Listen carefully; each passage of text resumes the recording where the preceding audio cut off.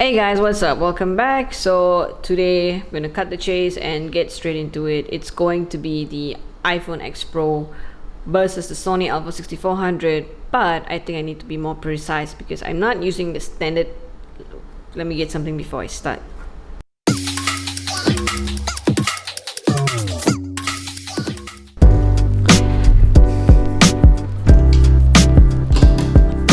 Fundamentally, today I am going to be comparing the iPhone X Pro, basically automated using the inbuilt camera app, not an external manual camera, and versus the Sony Alpha 6400. But this time I need to be precise. What I mean by that is that I'm actually not using, it's sort of a kit lens, but not the actual kit lens. This is actually a 18 to 135 with optic stabilizer, and the aperture goes from 3.5 to 5.6. Basically, it's not a fixed aperture. I also have another video to show you the capabilities of this lens.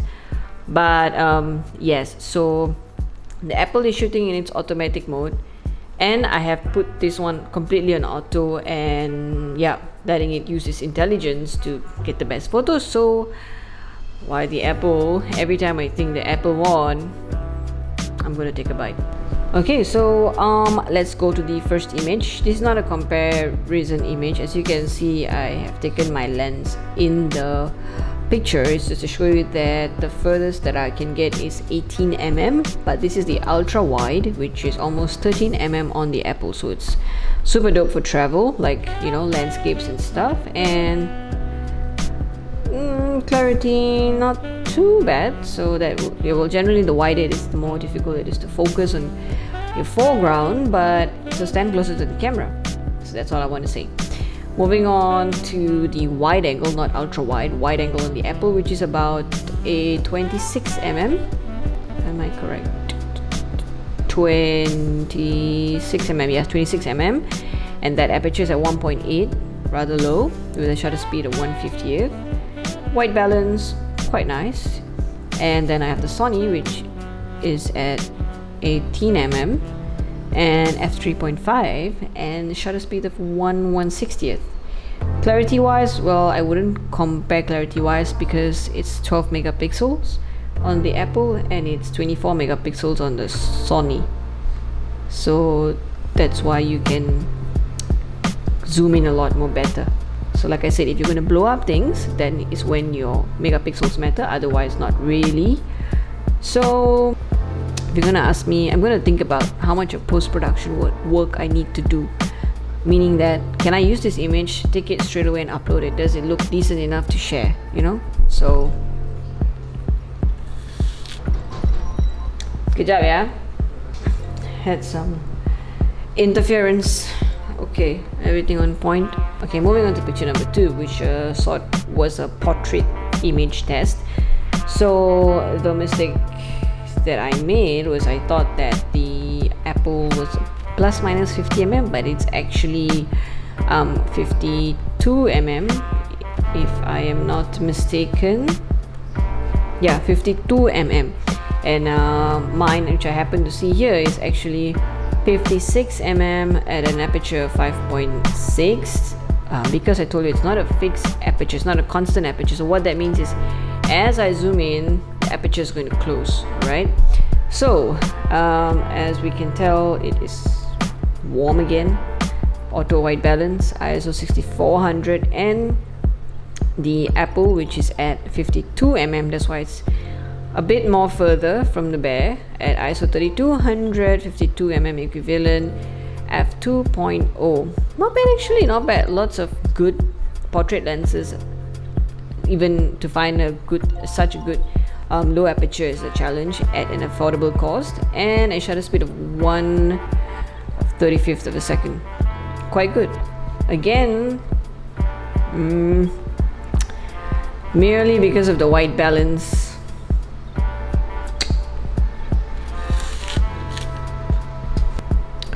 It's going to take a while. Okay, going on to the night scene shot. All right, so this was from a balcony, and I'm shooting it at 18mm, ISO 6400, f3.5, and a shutter speed of 1/25 a second. And then we have the Apple, which is not the widest. This is at the 26mm, ISO 1.8, and shutter speed of 1/25, ISO 1000. So to be fair, let's okay, again, I don't know, the auto balance, white balance, I hope I didn't mess around with it. It just gives off a lot of a warmer tone. Also, let us look at the clarity. Like I said, you can't expect to zoom in so much because of the pixels. Serene heights is clear, and how about on the Sony? The arrow is very sharp. Serene heights is not that clear.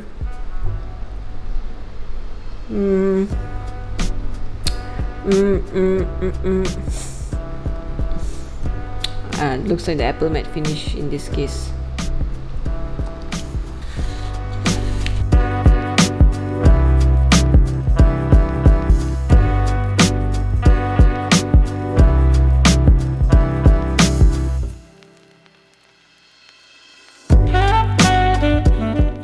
So we got the opportunity to do a bit of portrait testing here. At the same focal length, we'll see the results. Okay, and we need a harbor background. Okay, so looks like by now I think you would be able to tell which is which. So this is the Sony, and it's at ISO 2000, 44mm. Slightly farther than the ideal portrait. It's not even touching 50mm yet. At an aperture of 5.0 and a shutter speed of 1320. And now we'll look at the Apple.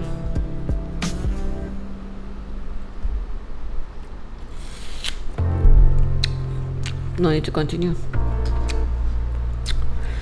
Oh god. ISO 50 at 52mm. Aperture of 2.0 and a shutter speed of 1120. As you can tell, the intelligence of that camera, I think soon the person who is in charge of the camera part of in Apple can start his own company. I think the camera sure laku one. It's dope, man, the intelligence. Like, just look at the background. It was a very beautiful sunset, so look at the color combinations at the back. And this is what we call bokeh. I don't know how you pronounce it, but I think that's how you pronounce it, bokeh. It's how smooth it should be, not how sharp. Rather smooth. Let's go for a quick comparison. As you can tell, this is a lot more pixelated, you know what I mean? And the colors, okay, color's not too bad. Oh yeah, but these are images shot in RAW, so which means, like I said earlier lah, if I want to sit and accentuate, to extract more colors and stuff like that, maybe I might be able to achieve the same result as Apple can, but it's gonna spend a lot of time lah. So right now I'm just talking about post-production, how much time I gotta spend. Let's look at the face. Might not be fair because again, this is 24 pixels, so I obviously can zoom in a lot more better, but how sharp it is.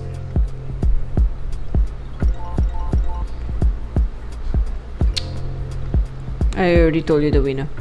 Alright, so moving on to the next one. This was so ideal, like I really liked this shot. The moon was out there as the sun was setting. It was great. Screen's a bit tilted. Okay, let's find the moon. So this one is my camera, yes. Sony 18mm, 3.5, shutter speed of 1/3200. And this is the Apple. Again, it's at 26mm, f 1.8, ISO 32, and a shutter speed of 1/125. Everything is low, so its night capability is tuned. Maybe it's just how much of shake there is because this photo is handheld. It's a bit, you can see those red dots because it just means it's slightly overexposed, but that's the moon. Let's bring down a bit of the highlight. Okay, that's the moon there. And what about the Sony? Not too bad. Now color. Let's go to the plants.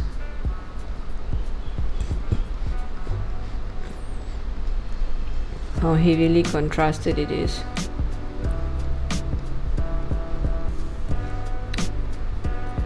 Since the competition was which one is ready to be posted on your IG story tonight, like take it and post it.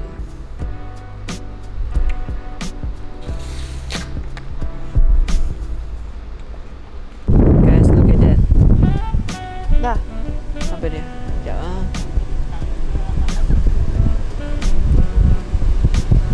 I think you see a lot of zebra lines, but what the apple is capturing is very, very cantik, you know, and the background. Boleh record?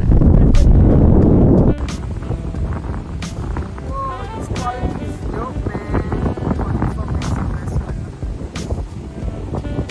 Sure, and then we go Bhutan.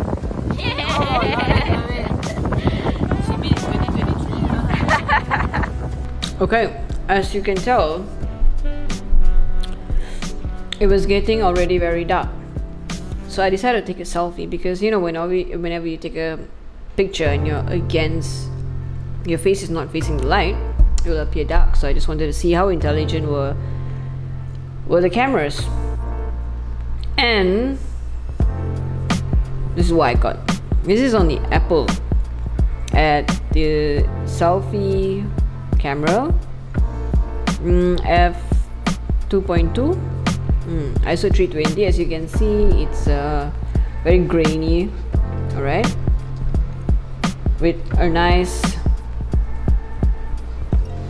the background is still very well preserved, the colors, and you can look at the sea, the rocks. It's a bit grainy, but I mean, if you're using it for social media purposes, it's absolutely fine. And then let's look at the competition.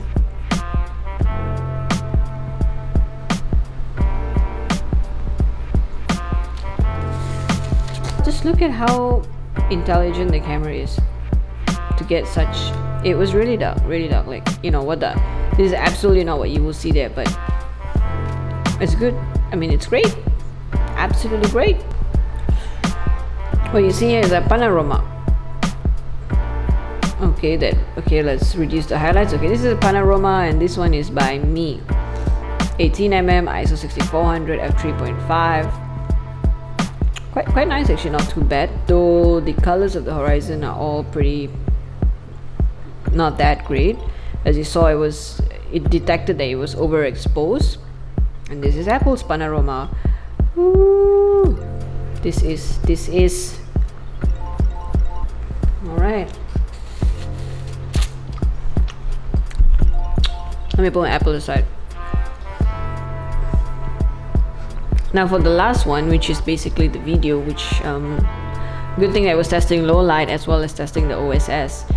So, well, my video is definitely it's naturally set at S-Log2, which is basically a more blend profile, because so that, like I said, you can accentuate the colors in post-production. But I just want to show you the automated camera intelligence itself does a wonderful job. Look at the horizons, look at the greens on the Apple, which is on the right, and the Sony, which is on the left. And as you can tell by the very obvious difference is the optic stabilizer inbuilt in both of it.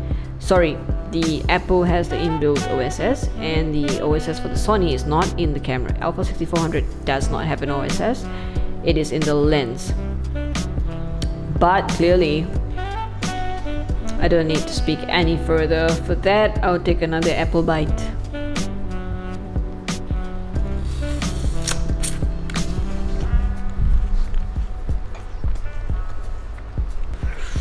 Okay, so what exactly am I getting to at? Why do I like to do these comparisons? Because actually these are all comparisons that matter to us, because a lot of us think that, let's say you have interest in baking and you want to share stuff, makeup tutorials, or you're a tutor and you want to do a live, then you'd be like, I don't have the appropriate equipment, I don't have the right cameras or the mics or whatever.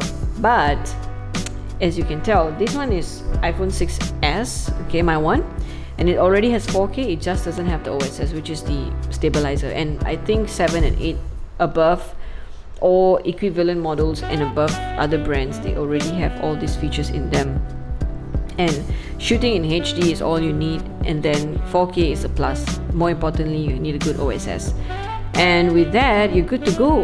And yeah, I mean, look, you don't need to do much work in post-production, unless of course you want to edit and put in your brand logo or your some captions and things like that. But in terms of tweaking the video or the photo, it's great. So while these semi-professional and professional cameras, they do come off initially like that, they are made to produce that kind of image initially, because you are supposed to tweak it in post-production to bring out the best of it. And you know, a mobile device is made for run and gun sort of thing, and it's excellent. Now it's just so hard, like you just saw that. In fact, there's loads of comparisons online, and even with bigger professional bodies, and still you wouldn't be able to tell which one has come from a mobile device and which one has come from the professional camera. So I'm just trying to build some confidence in you and me to get out there and start shooting with whatever gear that you have, because like I said, to me it's content, audio, video. So for your audio, like so many affordable things, like this thing was $100, or that lavalier mic was $20, and have a good story, and that would be good.